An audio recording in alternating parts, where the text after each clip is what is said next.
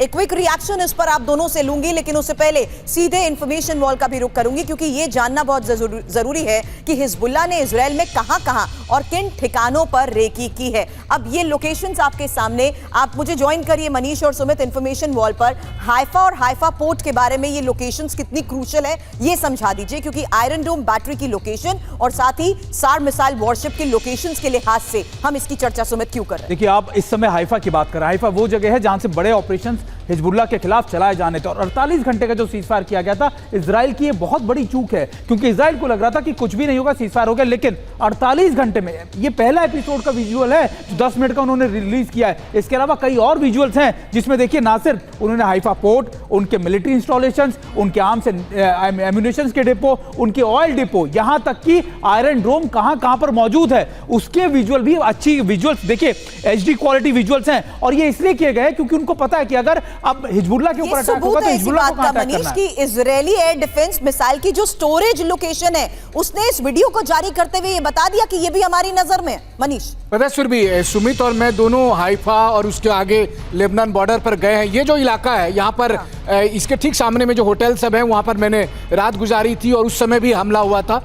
लेकिन आप देखिए, ये बहुत इंपॉर्टेंट है भारत के लिहाज से, इसलिए भी क्योंकि भारतीय कंपनी इस पोर्ट का संचालन करती है, उसका मैं नाम नहीं ले रहा हूँ। लेकिन दूसरी तरफ आप ये भी देखिए कि इन सब जगह तक हिजबुल्लाह पहुंच पा रहा है। अब इतने क्रूशियल जगह पर अगर हिजबुल्लाह पहुंच के और कई घंटों का वीडियो बनाता है, वो बनाने के पीछे का पर्पस क्या है? वो पर्पस यह है कि वो बार बार आईडीएफ को और नेतन्याहू को कह रहा है कि देखो, आप समझो कि आप किससे लड़ने जा रहे हो। इसका मतलब यह है कि वो एक तरह से सिग्नल देना चाहता है। लेकिन नेतन्याहू की मजबूरी यह है कि नेतन्याहू को अगर कुर्सी पर बने रहना है तो उसे जंग चाहिए, चाहे वो हमास से हो चाहे हिजबुल्लाह से हो। अगर कल के दिन में हिजबुल्लाह खत्म हो जाएगा तो यकीन मानिए उसके बगल में आप रहेंगे तो आपसे लड़ने आ जाएगी। तो ये नेतन्याहू का टारगेट है, कुर्सी के लिए जंग लड़ेंगे, और जंग लड़ेंगे तो उसकी कीमत इजराइल चुका रहा है, आगे भी चुकाएगा। नेतन्याहू के खिलाफ जिस लिहाज से जा रही है उसको लेकर भी आगे खबरों पर चर्चा करेंगे। लेकिन अब 24 साल बाद पुतिन दोबारा उत्तर कोरिया दौरे पर पहुंचे। एक और बड़ी खबर है, सबसे पहले आपको दिखाते हैं आखिर कैसे पुतिन का उत्तर कोरिया में जोरदार स्वागत हुआ है।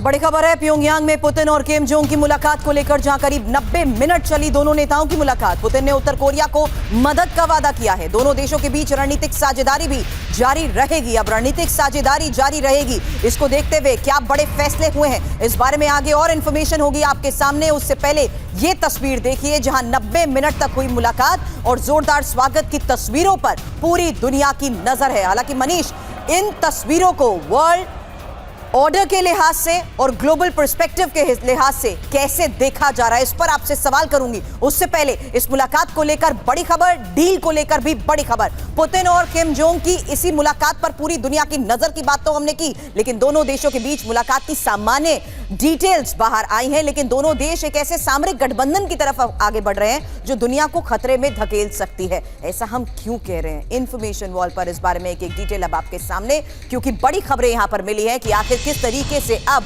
यह साझेदारी इस हद तक बढ़ रही है, जिसमें देखिए कि RS-24 यार्ड्स को लेकर जिसकी रेंज 10,000 किलोमीटर है, और टोपोल M को लेकर बड़ी खबर है जिसकी रेंज 11,000 किलोमीटर, और स्कैंडर को लेकर भी जिसकी रेंज 500 किलोमीटर है, बड़े इनपुट मिल पा रहे हैं। और ये इनपुट इस लिहाज से इंपॉर्टेंट है जहां समझिए कि आखिर दोनों के बीच किस तरीके से ये महत्वपूर्ण डील हो रही है। अब दुनिया पर न्यूक्लियर खतरा जो बढ़ रहा है उसकी बात इसलिए कह रहे हैं क्योंकि किम जोंग रूस से घातक मिसाइलों की टेक्निक चाहता है, और इंपॉर्टेंट यह है कि किस तरीके से इसी टेक्निक के लिहाज से आने वाले वक्त में किम जोंग बड़े फैसले ले सकता है, क्योंकि अपनी मिसाइलों को उन्नत करने के लिए उसे इस टेक्निक की जरूरत है। इंपॉर्टेंट इसमें यह भी है कि आखिर किस तरीके से दोनों के बीच जारी डील में परमाणु कार्यक्रम के लिए उत्तर कोरिया को यूरेनियम की जरूरत है, और स्पेस प्रोग्राम के लिए भी किम जोंग को नई टेक्निक की दरकार है।